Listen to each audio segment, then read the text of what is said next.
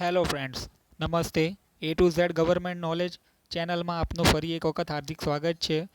મિત્રો, આપણે ભારતના બંધારણના અતિ મહત્ત્વના એવા 50 ક્વેશ્ચનના ભાગ નંબર 1ની ચર્ચા આગળના વિડીયોમાં કરી દીધેલી છે. હવે આ વિડીયોના અંદર આપણે બીજા 50 ક્વેશ્ચન ભારતના બંધારણ ઉપર બનાવેલા છે, જે ખૂબ જ અગત્યના છે. તો આપણે આ વિડીયોના અંદર એવા અગત્યના ભારતના બંધારણના 50 ક્વેશ્ચન ઉપર ચર્ચા કરીશું. સો સ્ટાર્ટ કરીએ આપણે વિડીયોનો. પહેલો એટલે કે 51મો પ્રશ્ન છે, ભારતનું રાષ્ટ્રીય પશુ કયું છે? તો ભારતનું રાષ્ટ્રીય પશુ છે વાઘ. હવે એનું વૈજ્ઞાનિક નામ પણ સાથે આપેલું છે. તો એનું વૈજ્ઞાનિક નામ છે પેન્થેરા ટાઇગ્રીસ લિન્નાયસ. તો આ અગત્યનું છે, ઘણી વખત પૂછાઈ પણ શકે છે કે ભારતનો રાષ્ટ્રીય પશુ વાઘ છે, તો તેનું વૈજ્ઞાનિક નામ કયું છે? તો આ યાદ રાખીશું, પેન્થેરા ટાઇગ્રીસ લિન્નાયસ. આગળ વધીએ. 52મો પ્રશ્ન જોઈએ, વાઘને સંરક્ષિત કરવા ભારત સરકાર દ્વારા કયા વર્ષથી પ્રોજેક્ટ ટાઈગર નામે યોજના શરૂ કરવામાં આવી છે? તો જવાબ આવશે ઈસવીસન 1972ના અંદર. આગળ વધીએ. 53મો ક્વેશ્ચન જોઈએ, ભારતનું રાષ્ટ્રીય પક્ષી કયું છે? તો ભારતનું રાષ્ટ્રીય પક્ષી છે મોર. હવે તેનું વૈજ્ઞાનિક નામ છે પાવો ક્રિસ્ટેટસ. તો એ પણ અગત્યનું છે, યાદ રાખીશું આપણે એનું વૈજ્ઞાનિક નામ પાવો ક્રિસ્ટેટસ. આગળ જોઈએ. 54મો ક્વેશ્ચન, ભારતનું રાષ્ટ્રીય પુષ્પ કયું છે? તો ભારતનું રાષ્ટ્રીય પુષ્પ છે કમળ, જેનું વૈજ્ઞાનિક નામ છે નેલમ્બો ન્યુરીપેસ પેર ગાર્ડન. નેલમ્બો ન્યુસીપેર ગાર્ટન. તો આ પણ અગત્યનું છે, યાદ રાખીશું. 55મો ક્વેશ્ચન છે, ભારતનું રાષ્ટ્રીય વૃક્ષ કયું છે? તો ભારતનું રાષ્ટ્રીય વૃક્ષ છે વડ, જેનું વૈજ્ઞાનિક નામ છે ફાઇકસ લેંગાલેનીસસ. 56મો પ્રશ્ન જોઈશું, ભારતનું રાષ્ટ્રીય ફળ કયું છે? તો ભારતનું રાષ્ટ્રીય ફળ છે કેરી, જેનું વૈજ્ઞાનિક નામ છે મેંગીફેરા ઇન્ડિકા, જે ઘણી વખત પૂછાઈ ચૂકેલું છે એક્ઝામના અંદર. તો આ પ્રશ્ન આપણા માટે આઈએમપી છે કે કેરીનું વૈજ્ઞાનિક નામ શું છે, જે વિજ્ઞાનના પ્રશ્ન તરીકે પણ પૂછી શકે છે. તો મેંગીફેરા ઇન્ડિકા યાદ રાખીશું. 57મો પ્રશ્ન જોઈએ આપણે, તો ભારતની રાષ્ટ્રીય નદી કઈ છે? તો ભારતની રાષ્ટ્રીય નદી છે ગંગા. અને આ ગંગા નદીને રાષ્ટ્રીય નદી તરીકે ક્યારે જાહેર કરવામાં આવી હતી? તો એવો બીજો પ્રશ્ન પૂછી શકે. તો એ આવે 4 નવેમ્બર 2008ના દિવસે ભારતની રાષ્ટ્રીય નદી તરીકે ગંગા નદીને જાહેર કરવામાં આવી હતી. 58મો પ્રશ્ન જોઈએ, ભારતનું રાષ્ટ્રીય જળચર જીવ કયું છે? તો આ પણ અગત્યનો પ્રશ્ન છે, પૂછાઈ ગયેલો છે એક્ઝામમાં. તો ડોલ્ફિન માછલી છે એ ભારતનું રાષ્ટ્રીય જળચર જીવ છે, અને તેને 5 ઓક્ટોબર 2009ના દિવસે ભારતનું રાષ્ટ્રીય જળચર જીવ તરીકે એને જાહેર કરવામાં આવેલું છે. 59મો પ્રશ્ન જોઈએ, ભારતનું રાષ્ટ્રીય વિરાસત પશુ કયું છે? તો આ ખૂબ જ અગત્યનો ક્વેશ્ચન છે, ઘણી વખત એક્ઝામમાં પૂછાઈ ચૂકેલો છે. તો તેનો જવાબ આવે હાથી. અને ક્યારે તેને ભારતનું રાષ્ટ્રીય વિરાસત પશુ તરીકે જાહેર કરેલું? તો એવું પણ પૂછી શકે. તો 22 ઓક્ટોબર 2010ના દિવસે તેને ભારતનું રાષ્ટ્રીય વિરાસત પશુ તરીકે જાહેર કરેલું છે. 60મો પ્રશ્ન જોઈએ, સંસદનો ખ્યાલ, સંસદીય વિશેષાધિકાર, કાયદો બનાવવાની પદ્ધતિ, એકલ નાગરિકતા કયા દેશના બંધારણને અનુલક્ષીને લીધેલી છે? તો ખૂબ જ અગત્યનો પ્રશ્ન છે. દર ફેરી એકાદ પ્રશ્ન આવો પૂછાઈ શકે છે કે આપણા ભારતનું બંધારણ છે, તો તે અલગ અલગ દેશોના બંધારણને નો અભ્યાસ કરીને આપણે બનાવેલું છે. તો કયા દેશના બંધારણમાંથી શું શું લેવામાં આવેલું છે તેનો દર ફેરી એકાદ પ્રશ્ન તો પૂછે જ છે. તો આ પ્રશ્ન છે સંસદનો ખ્યાલ, સંસદના વિશેષાધિકારો, કાયદો બનાવવાની પદ્ધતિ અને એકલ નાગરિકતા એ કયા દેશના બંધારણને અનુલક્ષીને લીધેલા છે? તો ઇંગ્લેન્ડ આવે જવાબ. તો ખૂબ જ અગત્યનો પ્રશ્ન. 61મો પ્રશ્ન જોઈએ, આમુખનો ખ્યાલ કયા દેશમાંથી લેવામાં આવેલો? તો મોસ્ટ આઈએમપી ક્વેશ્ચન છે. આમુખનો ખ્યાલ લેવામાં આવેલો છે અમેરિકામાંથી, અમેરિકાના બંધારણમાંથી આમુખનો ખ્યાલ લેવામાં આવેલો છે. 62મો પ્રશ્ન જોઈએ, મૂળભૂત અધિકારો કયા દેશમાંથી લેવામાં આવેલા છે? તો મૂળભૂત અધિકારો પણ અમેરિકામાંથી લેવામાં આવેલા છે. 63મો પ્રશ્ન જોઈએ, રાષ્ટ્રપતિ અને ઉપરાષ્ટ્રપતિનો ખ્યાલ કયા દેશમાંથી લેવામાં આવેલો છે? તો તે પણ અમેરિકામાંથી જ લેવામાં આવેલો છે. તો આ બધા પ્રશ્નો અગત્યના છે. 64મો પ્રશ્ન જોઈએ, સર્વોચ્ચ અદાલત, હાઈકોર્ટ અને મહાભિયોગની પ્રક્રિયા કયા દેશના બંધારણમાંથી લેવામાં આવેલી છે? તો એ પણ અમેરિકા જ આવશે.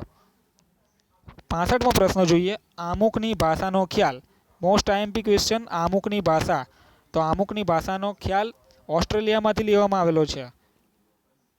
66મો પ્રશ્ન તરફ જઈએ. સમવર્તી સૂચિનો ખ્યાલ કયા દેશમાંથી લેવામાં આવેલો છે? તો સમવર્તી સૂચિનો ખ્યાલ પણ ઓસ્ટ્રેલિયામાંથી લેવામાં આવેલો છે. 67મો પ્રશ્ન તરફ જઈએ.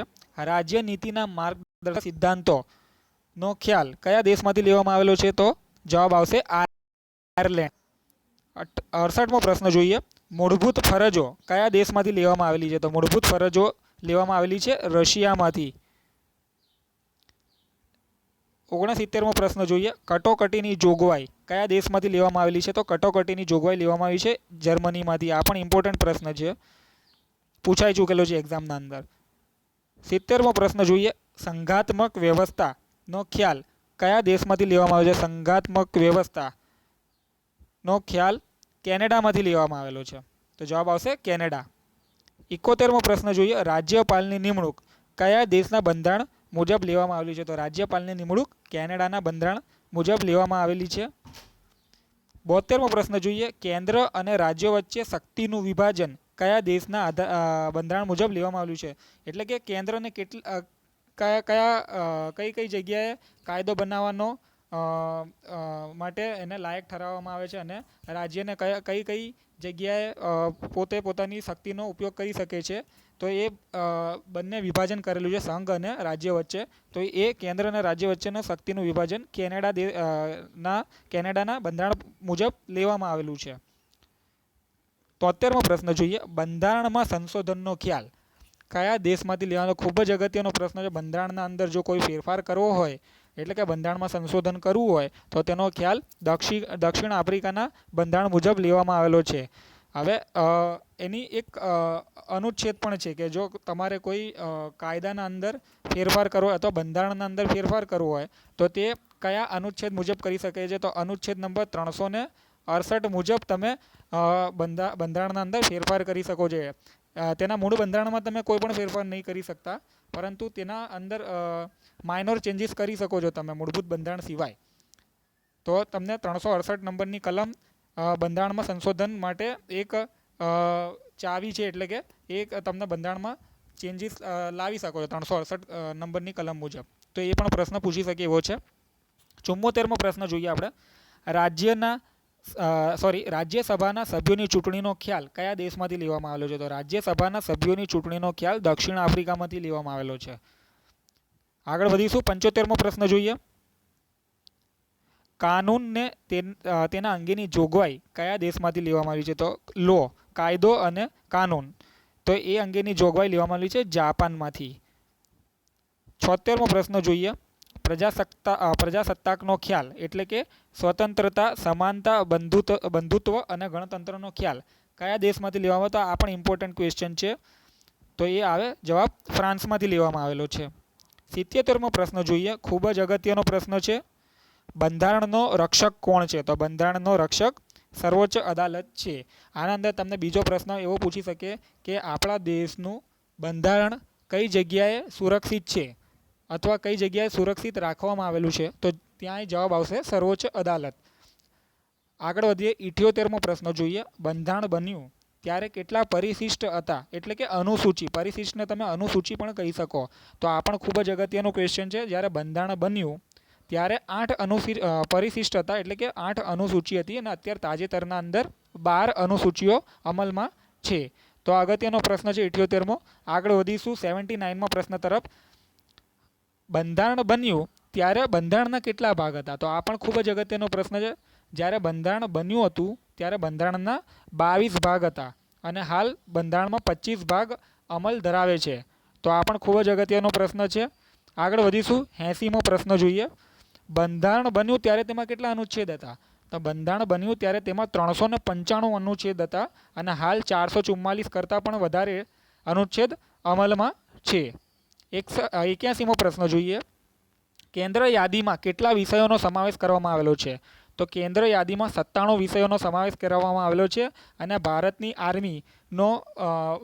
આર્મી ઉપર કંટ્રોલ કોનો હશે? કેન્દ્રનો હશે. એટલે કે આર્મી એ કેન્દ્ર યાદીના અંદર આવે છે. તો આ પણ અગત્યનો પ્રશ્ન છે. 82મો પ્રશ્ન જોઈએ. રાજ્ય યાદીમાં કેટલા વિષયોનો સમાવેશ કરવામાં આવેલો છે? તો રાજ્ય યાદીમાં આવશે 66 વિષયોનો સમાવેશ કરવામાં આવેલો છે. દરેક રાજ્યને પોતાની પોલીસ ઉપર કંટ્રોલ રાખવાની જવાબદારી રાજ્યની હોય છે. એટલે કે રાજ્ય યાદીમાં પોલીસ વિષય રાજ્ય યાદીમાં સમાવેશ કરવામાં આવેલો છે. 83 નંબરનો પ્રશ્ન જોઈએ. સંયુક્ત યાદીમાં કેટલા વિષયોનો સમાવેશ કરવામાં આવેલો છે? તો સંયુક્ત યાદીના અંદર 47 વિષયોનો સમાવેશ કરવામાં આવ્યો છે અને શિક્ષણ એ સંયુક્ત યાદીના અંદર જ આવે છે. હવે સંયુક્ત યાદી એટલે કે જેના પર રાજ્ય સરકાર અને કેન્દ્ર સરકાર બંનેનો કંટ્રોલ હોય તેને સંયુક્ત યાદી કહેવાય છે. તો એવા 47 વિષયો છે જેના પર સંયુક્ત યાદીમાં તેને સમાવેશ કરવામાં આવેલો છે અને શિક્ષણ એ એમાંનો એક છે. આગળ વધીશું. 84 નંબરનો પ્રશ્ન જોઈએ. બંધારણના કેટલા સ્તંભ છે? તો બંધારણના 3 સ્તંભ છે. તો જવાબ આવશે 3. 85મો પ્રશ્ન જોઈએ. બંધારણનો ચોથો સ્તંભ કોને માનવામાં આવે છે? તો બંધારણનો ચોથો સ્તંભ પત્રકારત્વને એટલે કે મીડિયાને બંધારણનો ચોથો સ્તંભ માનવામાં આવે છે. તો આવો પ્રશ્ન પૂછી લે કે બંધારણનો ચોથો સ્તંભ કોને માનવામાં આવે છે? તો જવાબ આવશે મીડિયા અથવા પત્રકારત્વ. આગળ વધીએ. 86 નંબરનો પ્રશ્ન જોઈએ. ધારાસભાનું નીચલું ગ્રહ કયું છે? તો રાજ્ય 2 ગ્રહ આવે, વિધાનસભા અને વિધાન પરિષદ. તો એ ધારાસભાનું નીચલું ગ્રહ વિધાનસભા ગણવામાં આવે છે. આગળ વધીશું. 87 નંબરનો પ્રશ્ન જોઈશું. ભારતના બંધારણના કયા કલમ અનુસાર વિધાનસભાની જોગવાઈ કરવામાં આવી છે? તો વિધાનસભાની જોગવાઈ કલમ નંબર 170 મુજબ કરવામાં આવેલી છે અને ખૂબ જ અગત્યનો પ્રશ્ન છે. બંધારણના અંદરથી કોઈ પણ એકાદ કે 2 કલમો દર ફેરી એક્ઝામના અંદર પૂછી લે છે. તો વિધાનસભાની જોગવાઈ કયા કલમ અનુસાર કરવામાં આવી છે? તો 170 નંબરના કલમ અનુસાર વિધાનસભાની જોગવાઈ કરવામાં આવેલી છે. આગળ વધીશું 88 નંબરના પ્રશ્ન તરફ. કયા રાજ્યમાં વિધાનસભાની સૌથી વધુ સીટો છે? તો સૌથી વધુ સીટો ધરાવતું વિધાનસભાનું રાજ્ય છે ઉત્તર પ્રદેશ, જ્યાં 403 સીટો છે. આપણા ગુજરાતના અંદર વિધાનસભાની 182 સીટો છે. એવી રીતે રાજ્યસભાની કેટલી સીટો છે? તો રાજ્યસભાની 12 સીટો છે અને લોકસભાની કેટલી? તો 26 સીટો લોકસભાની છે. તો એ યાદ રાખીશું આપણે. 89 નંબરનો પ્રશ્ન જોઈએ. વિધાનસભાના સભ્યોને શું કહેવામાં આવે છે? તો વિધાનસભાના સભ્યોને ગુજરાતીમાં ધારાસભ્ય કહેવામાં આવે છે અને તેને ઇંગ્લિશમાં MLA કહેવામાં આવે છે. તો MLA નું ફૂલ ફોર્મ બી તમને કદાચ પૂછી લે તો MLA નું ફૂલ ફોર્મ છે મેમ્બર ઓફ લેજિસ્લેટિવ એસેમ્બલી. આગળ વધીશું. 90મો પ્રશ્ન.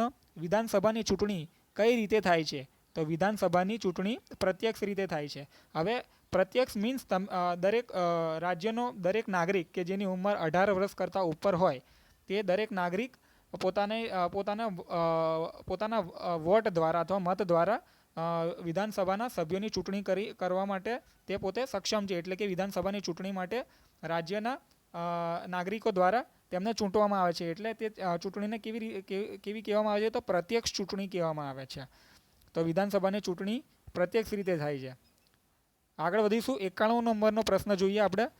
ધારાસભાનું કયું ગૃહ બિનકાયમી છે? તો ધારાસભાનું વિધાનસભા બિનકાયમી છે. એટલે કે બિનકાયમી એટલે કે તેના સભ્યોની ચૂંટણી દર 5 વર્ષે થાય છે અને એ ગૃહ બરખાસ્ત થાય છે. એટલે કે દર 5 વર્ષે નવા સભ્ય ચૂંટાઈને આવે છે એટલે તેને બિનકાયમી ગૃહ કહેવામાં આવે છે.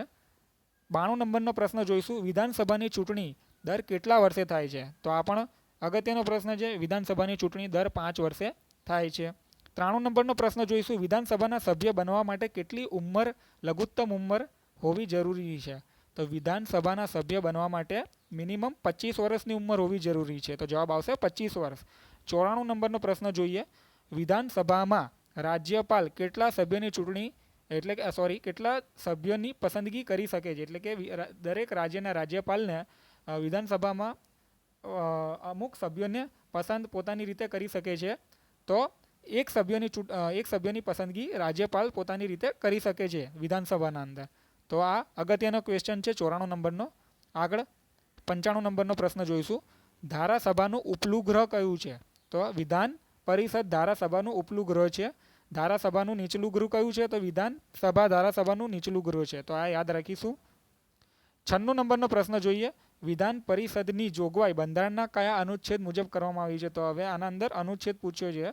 તો 171 નંબરના અનુચ્છેદ મુજબ વિધાન પરિષદની જોગવાઈ કરવામાં આવેલી છે અને વિધાનસભાની 170 નંબરના અનુચ્છેદ મુજબ કરવામાં આવેલી છે. તો આ યાદ રાખીશું અનુચ્છેદો. 97 નંબરનો પ્રશ્ન જોઈએ. ભારતના કેટલા રાજ્યમાં વિધાન પરિષદ છે? તો ભારતના 6 રાજ્યમાં વિધાન પરિષદ છે. તો કયા કયા રાજ્ય છે? યુપી છે, બિહાર છે, જમ્મુ અને કાશ્મીર છે, મહારાષ્ટ્ર, કર્ણાટક અને તેલંગાણાના અંદર. ગુજરાત રાજ્યના અંદર વિધાન પરિષદ અમલમાં નથી. હવે આ વિધાન પરિષદ અસ્તિત્વમાં રાખવી કે નહીં રાખવી તે કોના પર આધાર રાખે છે? તો સંસદ, ભારત દેશની સંસદ ડિસાઇડ કરે છે કે કયા રાજ્યમાં વિધાન પરિષદ હોવી જોઈએ કે ન હોવી જોઈએ. આગળ વધીશું. 98 નંબરનો પ્રશ્ન જોઈએ. ધારાસભાનું કાયમી ગૃહ કયું છે? તો ધારાસભાનું કાયમી ગૃહ છે વિધાન પરિષદ. એટલે કે આ કદી બરખાસ્ત થતું નથી કાયમી ગૃહ, એટલે તેને કાયમી ગૃહ કહે છે. વિધાન પરિષદને કાયમી ગૃહ કહે છે. 99 નંબરનો પ્રશ્ન જોઈશું. વિધાન પરિષદની ચૂંટણી કેવી રીતે થાય છે? તો વિધાન પરિષદની ચૂંટણી થાય છે પરોક્ષ રીતે. એટલે કે રાજ્યના નાગરિકો આ ચૂંટણીમાં ભાગ લઈ શકતા નથી. અમુક નક્કી કરેલા ઉમેદવારો દ્વારા જ તેમની ચૂંટણી થાય છે અને તે જ પોતે ચૂંટણીમાં વોટ આપવાનો અધિકાર ધરાવે છે. આથી તેને પરોક્ષ ચૂંટણી કહેવામાં આવે છે. જ્યારે વિધાન પરિષદની વિધાનસભાની ચૂંટણી એ પ્રત્યક્ષ રીતે થાય છે. તો આ યાદ રાખીશું. અંતિમ પ્રશ્ન એટલે કે 100મો પ્રશ્ન આપણે જોઈએ. વિધાન પરિષદના સભ્યોની ચૂંટણી દર કેટલા વર્ષે થાય છે? તો વિધાન પરિષદના સભ્યોની ચૂંટણી દર 2 વર્ષે થાય છે. એટલે કે વિધાન પરિષદનો કાર્યકાળ 6 વર્ષનો હોય છે અને દર 2 વર્ષે ત્યાં વિધાન પરિષદના સભ્યોની ચૂંટણી થાય છે અને 1/3 જેટલા સભ્યો નિવૃત્ત થાય છે અને તેટલા સભ્યો નવા ચૂંટાઈને ફરીથી આવે છે. એટલે વિધાન પરિષદ કદી બરખાસ્ત થતું નથી અને તેથી તેને કાયમી ગૃહ કહેવામાં આવે છે. તો મિત્રો આ હતા આપણા 51 થી 100 નંબરના, એટલે કે ટોટલ 50 ભારતના બંધારણના અતિ મહત્ત્વના પ્રશ્ન કે જે પરીક્ષામાં પૂછવાની ખૂબ જ શક્યતા ધરાવે છે. તો મિત્રો આપણો આ વિડીયો જો તમને ગમ્યું હોય તો વિડીયો ઉપર તમે લાઈક કરજો, વિડીયોને શેર કરજો અને ચેનલને સબસ્ક્રાઈબ કરજો. ભારતના બંધારણના આ જ રીતે આગલા વિડીયો પણ આવવાના છે, જેના અંદર આપણે બાકીના જે ભારતનું બંધારણ છે તેની ચર્ચા કરીશું. સો વિડીયો ગમ્યો હોય તો લાઈક કરી દેજો.